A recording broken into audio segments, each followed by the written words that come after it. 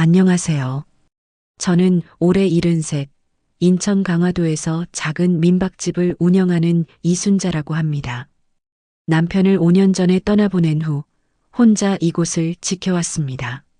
슬아의 딸 하나 있지만 미국에서 살고 있어서 자주 만나지 못합니다. 외로웠습니다. 정말 외로웠어요. 아침에 눈을 뜨면 덩그러니 혼자고 밤에 잠들 때도 혼자였습니다. 그렇게 5년을 버텨왔습니다. 그런데 지난해 가을, 제 삶의 한 줄기 빛처럼 누군가 나타났습니다. 30대 중반의 젊은 남자 강민수라는 사람이었죠. 처음엔 민박 손님으로 왔습니다. 어머님, 이곳 정말 좋네요. 한 달만 머물러도 될까요? 한 달이요? 물론이죠. 그렇게 민수 씨는 제 민박집에 머물기 시작했습니다. 그런데 이 사람이 정말 착했어요. 아침마다 마당 청소를 해주고 무거운 짐도 대신 들어주고 어머님, 제가 할게요. 연세 드셨는데 이런 거 하시면 안 되죠. 처음에는 괜찮다고 사양했지만 민수 씨는 정말 자기 어머니처럼 저를 대해줬습니다. 한 달이 지났습니다. 어머님, 제가 여기서 좀 더 지내도 될까요? 사실 서울에 집이 있긴 한데 이곳이 너무 좋아서요. 물론이죠. 얼마든지 계세요. 저는 기뻤습니다. 누군가와 함께 아침 식사를 하고 저녁에 차를 마시며 이야기를 나눌 수 있다는 게 5년 만에 처음 느끼는 따뜻함이었어요. 민수 씨는 낮에는 인터넷으로 일을 했습니다. 저 프리랜서 디자이너예요. 어디서든 일할 수 있어서 이렇게 시골에 와 있는 거죠. 그렇게 2달, 3달이 흘렀습니다. 어느새 민수 씨는 제 일상의 일부가 되어 있었습니다. 어느 날 저녁이었습니다. 제가 계단에서 발을 헛디뎌 넘어질 뻔했는데 민수 씨가 얼른 붙잡아줬어요. 어머님, 괜찮으세요? 정말 놀랐잖아요. 고마워요, 민수 씨. 당신 같은 아들 있으면 정말 좋겠네요. 그 말에 민수 씨 눈가가 촉촉해졌습니다. 사실은요, 어머님. 저 어렸을 때 부모님을 잃었어요. 교통사고로요. 세상에. 그래서 어머님 보면 제 어머니 생각이 나요. 제가 어머님 모시면 안 될까요? 모신다니요? 네, 제가 어머님 곁에서 아들처럼 모시고 싶어요. 어머님도 외로우시잖아요. 제 가슴이 뭉클했습니다. 하늘이 보내준 아들 같았어요. 민수 씨, 정말 고마워요. 어머니라고 불러도 될까요? 그럼요, 그렇게 해요. 그날부터 민수 씨는 저를 어머니라고 불렀습니다. 그리고 정말 친아들처럼 저를 돌봐줬어요. 겨울이 되자 관절이 아프다고 하니 매일 아침 한약을 끓여줬습니다. 어머니, 이거 관절에 좋은 약재예요. 매일 드세요. 고맙구나, 민수야. 따뜻한 한약을 마시면 몸이 편해지는 것 같았어요. 민수는 정말 세심했습니다. 병원 갈 때도 함께 가주고 시장 볼 때도 무거운 짐을 들어주고 어머니, 제가 있잖아요. 이제 혼자 힘들어하지 마세요. 5년간 꽁꽁 얼어붙었던 제 마음이 녹아내리는 것 같았습니다. 민박집 손님들도 우리를 보며 부러워했어요. 사장님, 아드님 정말 효자시네요. 호호, 제 아들 아니에요. 그냥 함께 사는 거예요. 하지만 속으로는 정말 제 아들 같았습니다. 딸아이한테 전화했을 때도 민수 이야기를 했죠. 윤지야, 엄마 여기 같이 사는 청년이 있는데 정말 착해. 엄마 조심하세요. 요즘 노인 대상 사기 많잖아요. 에이, 민수는 그런 애 아니야. 정말 순수하고 착한 친구야. 딸의 걱정을 웃어넘겼습니다. 민수가 저한테 나쁜 짓을 할 리 없었으니까요. 그렇게 6개월이 흘렀습니다. 어느 봄날 오후였습니다. 민수가 진지한 표정으로 제 앞에 앉았습니다. 어머니, 말씀드릴 게 있어요. 뭔데 그렇게 심각해? 저 사실 사업을 하나 하고 싶어요. 사업? 네, 제 친구가 좋은 기회를 줬는데 자금이 좀 필요해서요. 민수의 눈빛이 간절했습니다. 얼마나 필요한데? 3천만 원 정도요. 어머니, 제가 꼭 성공해서 몇 배로 갚아드릴게요. 저는 조금 망설였습니다. 3천만 원은 작은 돈이 아니었으니까요. 하지만 민수를 바라보니 거절할 수가 없었어요. 알았어, 민수야. 내가 도와줄게. 정말요? 어머니, 감사합니다. 민수가 제 손을 꽉 잡았습니다. 다음 날 저는 은행에서 3천만 원을 찾아 민수에게 줬습니다. 어머니, 정말 감사해요. 꼭 성공해서 보답할게요. 괜찮아. 내가 잘 되는 게 엄마는 행복해. 그런데 이상한 일이 일어나기 시작했습니다. 한약을 마신 후부터 자꾸 머리가 멍하고 기억력이 떨어지는 것 같았어요. 민수야, 엄마가 요즘 깜빡깜빡하네. 어머니, 연세가 있으시니까 그러시는 거예요. 병원 한번 가볼까요? 그래야 하나? 며칠 후, 민수가 병원 예약을 잡았습니다. 어머니, 내일 서울에 있는 큰 병원 가요. 정밀 검사 받으셔야 해요. 다음 날, 우리는 서울로 올라갔습니다. 삼성 메디컬 센터라는 간판이 보였어요. 하지만 뭔가 이상했습니다. 병원치고는 너무 조용했고 직원들도 많지 않았어요. 어머니, 이쪽으로 오세요. 민수가 저를 한 진료실로 안내했습니다. 의사라는 사람이 간단히 몇 가지 질문을 했습니다. 오늘이 며칠인지 아세요? 4월 15일. 오늘은 5월 3일입니다. 의사가 뭔가를 적더니 민수에게 눈짓을 했습니다. 검사가 끝나고 집으로 돌아왔습니다. 어머니, 의사 선생님이 치매 초기 증상이라고 하시네요. 치매?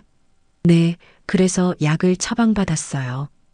이거 잘 드세요. 민수가 건넨 약 봉지. 뭔가 찝찝했지만 민수를 믿었기 때문에 의심하지 않았습니다.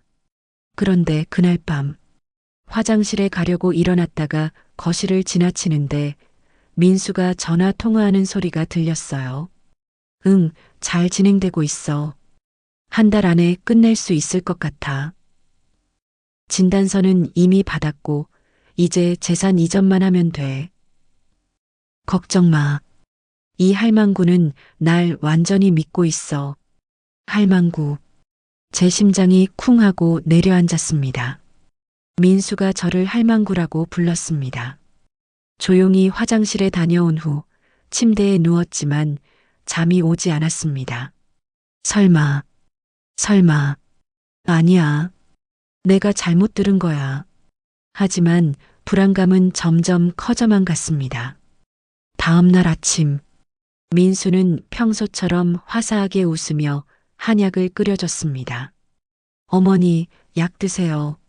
저는 그 한약을 받아들고 한참을 바라봤습니다. 정말 이게 약일까? 어머니, 왜 그러세요? 빨리 드세요. 식기 전에. 응. 저는 컵을 입에 가져갔다가 슬쩍 화분에 쏟아버렸습니다. 어머니, 다 드셨어요? 응, 다 마셨어. 민수가 만족스럽게 웃었습니다. 그날부터 저는 몰래 한약을 버리기 시작했습니다. 그리고 민수를 조심스럽게 관찰했어요. 며칠 후, 민수가 또 진지한 얼굴로 제 앞에 앉았습니다. 어머니, 중요한 얘기가 있어요. 뭔데? 어머니 재산 관리 문제인데요. 제 심장이 빠르게 뛰기 시작했습니다. 어머니가 치매 초기시잖아요. 혹시 나중에 상태가 나빠지시면 재산 관리가 어려워질 수 있어요. 그래서 제 명의로 일부 이전해 두시는 게 어떨까 해서요. 물론 어머니 돈이에요. 제가 대신 관리만 하는 거죠. 어머니, 저 믿으시죠? 제가 어머니 아들이잖아요. 민수의 눈빛이 너무나 순수해 보였습니다. 하지만 저는 며칠 전 밤 통화 내용을 기억하고 있었습니다. 민수야, 엄마가 생각 좀 해볼게. 어머니, 빨리 하시는 게 좋아요. 치매가 진행되면 법적으로 복잡해져요. 알았어. 조금만 시간을 줘. 민수의 얼굴에 짜증이 스쳤지만 금방 미소로 바뀌었습니다. 네, 어머니. 천천히 생각하세요. 그날 밤, 저는 30년 지기 친구 박옥순에게 전화를 걸었습니다. 옥순아, 나 좀 급한 일이 있어서 그러는데 내일 만날 수 있어? 무슨 일인데? 목소리가 왜 그래? 전화로는 못하겠어. 만나서 얘기할게. 다음 날 오전, 저는 민수 몰래 집을 빠져나와 옥순이네 카페로 갔습니다. 순자야, 무슨 일이야? 얼굴이 왜 그렇게 안 좋아? 저는 옥순에게 모든 이야기를 털어놨습니다. 민수가 나타난 것부터 한약, 병원, 재산 이야기까지. 옥순의 얼굴이 점점 굳어졌습니다. 순자야, 이거 심각한데? 그 남자 수상해. 나도 그렇게 생각해. 근데 확신이 없어서. 아니, 밤에 몰래 전화하면서 할망구라고 했다며? 그게 정상이야? 옥순이 제 손을 꽉 잡았습니다. 순자야, 너 지금 당장 경찰 신고해야 해. 하지만 증거가 없잖아. 증거는 찾으면 돼. 일단 그 민수라는 사람 신원부터 확인해 봐야 해. 옥순이 핸드폰을 꺼내더니 누군가에게 전화를 걸었습니다. 여보세요? 저 박옥순인데요. 혹시 지금 시간 있으세요? 전화를 끊고 옥순이 말했습니다. 내 조카가 경찰이거든. 얘가 좀 알아봐 줄 거야. 고마워, 옥순아. 뭘? 우리 30년 친구인데. 근데 순자야, 절대 그 남자한테 티 내지 마. 알았지? 응, 알았어. 집으로 돌아가는 길. 제 마음은 복잡했습니다. 민수가 정말 저를 속인 걸까요? 아니면 제가 너무 예민한 걸까요? 집에 도착하니 민수가 현관에서 저를 기다리고 있었습니다. 어머니, 어디 다녀오셨어요? 친구 만나고 왔어. 아, 그러셨어요. 점심 준비해뒀으니까 드세요. 민수의 미소. 예전 같으면 따뜻하게 느껴졌을 텐데 이제는 소름이 돋았습니다. 며칠 후 옥순이한테서 전화가 왔습니다. 순자야, 큰일 났어. 지금 당장 만나야겠어. 무슨 일인데? 전화로는 안 돼. 30분 후에 우리 집으로 와. 저는 민수에게 시장 간다고 거짓말하고 집을 나섰습니다. 옥순이네 집에 도착하니 30대 남자가 함께 있었습니다. 소개할게. 내 조카 경찰 김태훈이야. 안녕하세요, 이순자 어르신.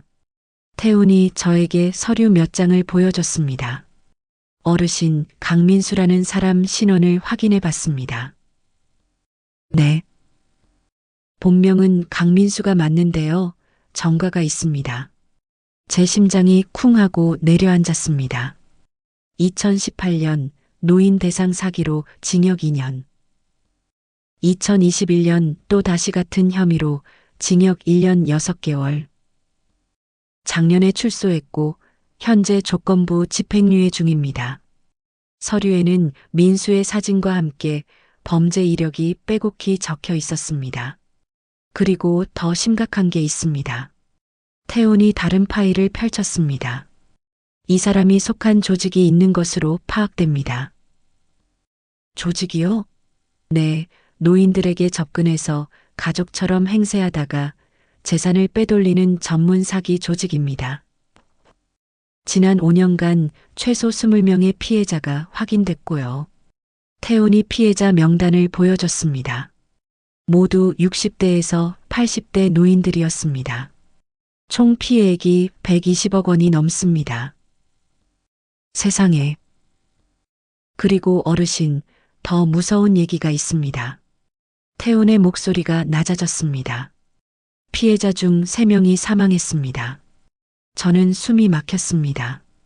모두 재산을 빼앗긴 후 3개월에서 6개월 내에 사망했습니다. 사인은 모두 자연사로 처리됐지만 저희는 타살로 의심하고 있습니다. 옥순이 제 손을 꽉 잡았습니다. 순자야, 너 지금 정말 위험해. 저는 말을 잃었습니다. 제가 아들처럼 믿었던 민수가 연쇄 사기꾼이었다니. 아니, 어쩌면 살인자일 수도 있다니. 어르신, 지금 당장 신고하셔야 합니다. 하지만 증거가 어르신이 증거예요. 어르신 증언만 있으면 수사를 시작할 수 있습니다. 그리고 이거 보세요. 태훈이 한약 분석 결과를 보여줬습니다. 고모가 어르신께서 몰래 버린 한약을 가져오셨거든요. 옥순이 고개를 끄덕였습니다. 분석 결과 수면제와 함께 기억력을 손상시키는 약물이 검출됐습니다. 장기간 복용하면 치매 유사 증상이 나타나고 판단력이 흐려집니다. 제 온몸이 얼어붙었습니다. 민수가 정말로 저를 망가뜨리려 했던 겁니다. 어르신, 결정하셔야 해요. 지금 신고하시겠습니까? 저는 한참을 고민했습니다. 무서웠습니다. 민수가 제게 어떤 짓을 할지 몰랐으니까요. 하지만 동시에 화가 났습니다. 제가 진심으로 대했던 그 사람이 저를 이렇게 우롱했다는 게. 신고할게요. 제 목소리는 떨리고 있었지만 결심은 확고했습니다. 잘 결정하셨습니다. 어르신. 태훈이 노트북을 펼쳤습니다. 하지만 단순 신고로는 부족합니다. 현장에서 잡아야 해요. 현장에서요? 네, 재산을 이전하는 과정에서 범행 현장을 포착해야 합니다. 그럼 제가. 네, 어르신께서 미끼가 되셔야 합니다. 제 가슴이 두근거렸습니다. 어르신, 강민수에게 재산 이전에 동의한다고 말씀하세요. 그리고 변호사 사무실에서 서류 작업을 하는 척하는 겁니다. 저희가 함께 갈 변호사가 있습니다. 그분이 어르신을 도와드릴 거예요. 옥순이 걱정스러운 얼굴로 물었습니다. 태훈아, 위험하지 않아? 고모, 걱정 마세요. 저희가 철저히 준비할게요. 어르신 하시겠습니까? 저는 깊게 숨을 들이마셨습니다. 할게요. 그날 저녁 집으로 돌아왔습니다. 민수가 저녁을 준비하고 있었습니다. 어머니, 오셨어요? 오늘 갈치조림 만들었어요. 고맙구나, 민수야. 저는 평소처럼 행동했습니다. 하지만 속으로는 분노가 끓어오르고 있었죠. 저녁을 먹으며 민수가 물었습니다. 어머니, 재산 이전 거는 생각해 보셨어요? 응. 엄마가 생각해 봤는데. 민수의 눈빛이 반짝였습니다. 민수 말이 맞는 것 같아. 엄마가 요즘 깜빡깜빡하니까. 어머니, 민수가 제 손을 잡았습니다. 정말 감사해요. 제가 정말 잘 관리할게요. 그래, 믿는다. 우리 민수. 그 순간 민수의 얼굴에 스친 미소. 그것은 승리의 미소였습니다. 저는 그 미소를 똑똑히 봤습니다. 그럼 내일 변호사 사무실 예약할게요. 응, 그래. 민수가 기쁜 듯 자기 방으로 들어갔습니다. 그리고 전화 통화를 시작했어요. 문틈으로 들리는 목소리. 형님, 드디어 성공했어요. 내일 변호사 사무실에서 서류 작업합니다. 네, 18억 다 넘어와요.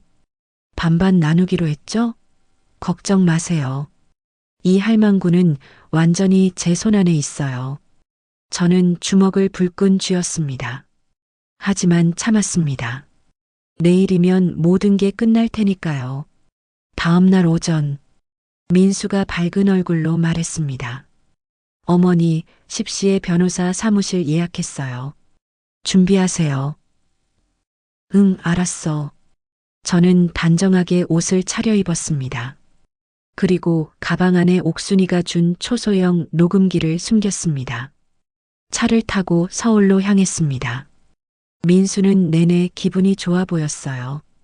어머니, 일 끝나고 맛있는 거 먹으러 가요. 그래, 좋지. 저는 창밖을 바라봤습니다. 태훈 형사가 우리 차를 미행하고 있을 겁니다. 1시간 후, 정의 법률사무소라는 간판이 보였습니다. 다 왔어요, 어머니. 건물 안으로 들어갔습니다. 엘리베이터를 타고 7층으로 올라갔어요. 복도 끝에 법률사무소 문이 보였습니다. 민수가 문을 열었습니다. 안녕하세요. 예약한 강민수입니다. 어서 오세요. 30대 후반쯤 되어 보이는 여자 변호사가 우리를 맞이했습니다. 앉으세요. 서류 준비해뒀습니다. 변호사의 목소리는 차분했습니다.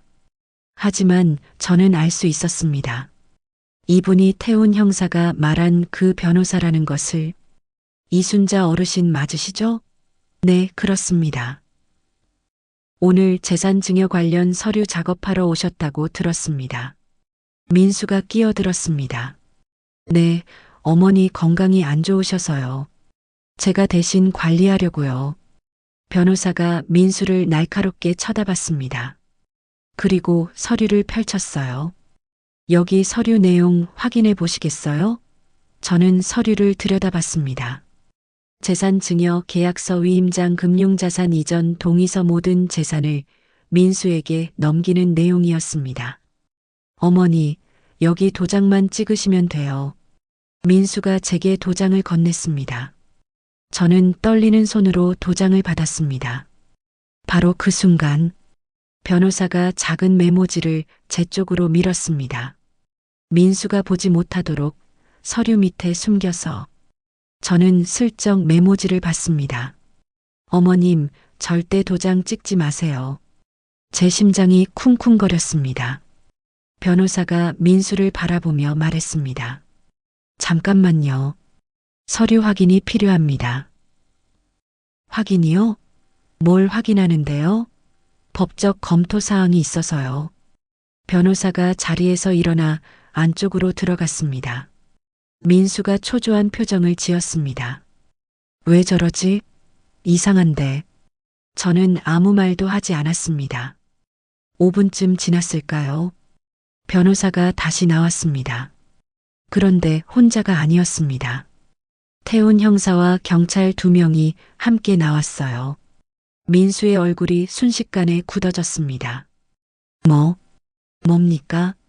강민수 씨 사기 및 노인 학대 혐의로 긴급 체포합니다. 태훈 형사가 수갑을 꺼냈습니다. 잠깐만요. 이게 무슨 일입니까?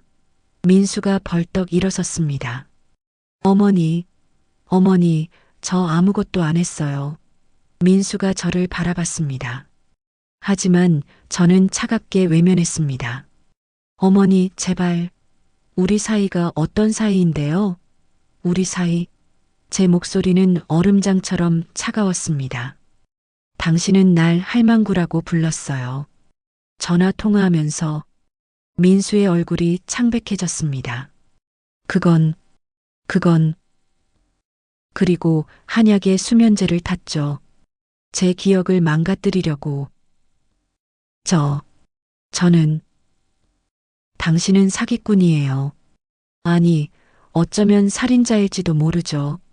제 목소리는 떨리고 있었지만 제 눈빛은 흔들리지 않았습니다. 태훈 형사가 민수에게 수갑을 채웠습니다. 강민수, 당신은 묵비권을 행사할 수 있습니다. 어머니, 제발. 오해예요. 민수가 소리쳤지만 경찰은 그를 끌고 나갔습니다. 문이 닫히고 사무실에는 저와 변호사만 남았습니다. 어르신, 정말 수고하셨습니다. 변호사가 제 손을 잡았습니다. 용기 내주셔서 감사해요. 덕분에 큰 범죄를 막았습니다. 저는 주저앉으며 울음을 터뜨렸습니다. 두려움, 배신감, 분노, 안도감. 모든 감정이 한꺼번에 쏟아져 나왔습니다. 변호사가 저를 조용히 안아줬습니다. 괜찮아요, 어르신. 이제 괜찮아요. 경찰서. 태훈 형사가 저를 한 방으로 안내했습니다. 어르신, 여기 앉으세요. 진술서 작성하셔야 해요. 네. 저는 지난 6개월간 있었던 일들을 하나하나 진술했습니다. 민수가 처음 나타난 날부터 한약, 병원, 재산 이야기까지 모든 걸 털어놨습니다. 어르신, 정말 고생하셨습니다. 태훈이 진술서를 정리하며 말했습니다. 그런데 어르신, 강민수 조사 중에 중요한 사실이 밝혀졌습니다. 무엇인가요? 강민수 핸드폰에서 조직원들과 주고받은 메시지가 나왔어요. 태훈이 노트북을 펼쳐 보였습니다. 화면에는 단톡방 대화 내용이 떠 있었습니다. 민수 이번 타겟 18억. 한 달 안에 정리. 보스 좋아. 예전처럼 깔끔하게. 민수 걱정 마.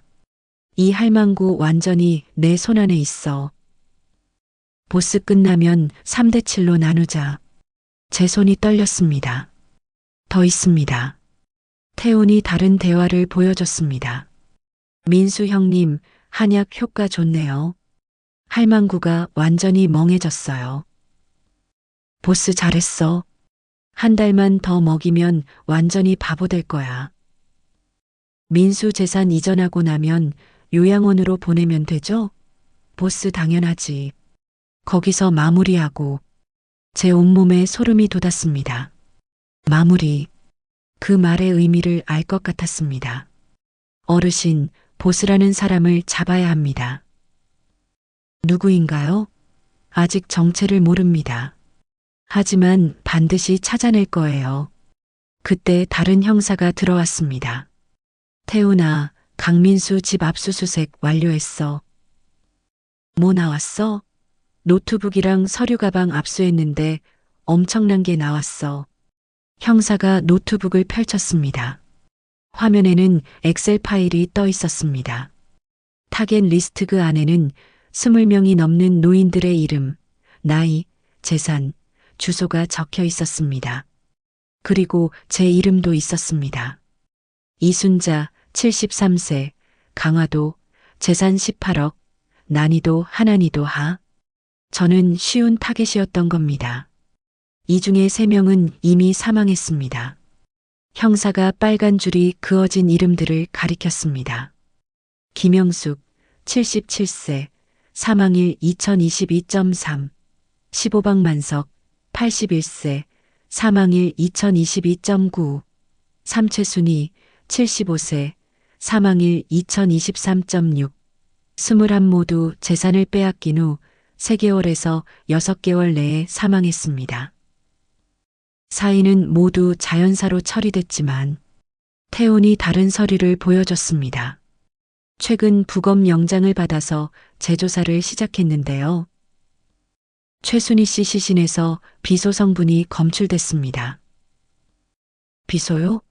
네, 치사량은 아니지만 장기간 소량 투여 시 사망에 이를 수 있는 양입니다. 제 다리에 힘이 풀렸습니다. 민수가 정말로 사람을 죽였던 겁니다. 어르신, 어르신께서는 정말 아슬아슬하게 살아남으신 겁니다. 태훈의 말에 저는 고개를 끄덕였습니다. 만약 제가 한 달만 더 늦게 눈치챘다면 생각만 해도 끔찍했습니다. 태훈아, 강민수가 자백했어. 다른 형사가 급히 들어왔습니다. 정말? 응, 보스 정체를 불었어. 이름은 박재혁, 45세. 서울 강남에서 요양시설을 운영하는 사업가로 위장하고 있대. 태훈이 벌떡 일어섰습니다. 지금 바로 체포영장 신청할게. 이미 했어. 30분 후에 발부될 거야. 형사들이 분주하게 움직이기 시작했습니다. 저는 그 모습을 멍하니 바라봤습니다. 제 작은 용기가 이렇게 큰 범죄 조직을 무너뜨리고 있었습니다. 그날 저녁, 뉴스에서 속보가 나왔습니다. 노인 대상 연쇄 사기단 일망타진운영간 120억 원 피해 3명 살해 혐의 화면에는 수갑을 찬 민수와 보스 박재혁의 모습이 비쳤습니다. 리포터의 목소리가 들렸습니다.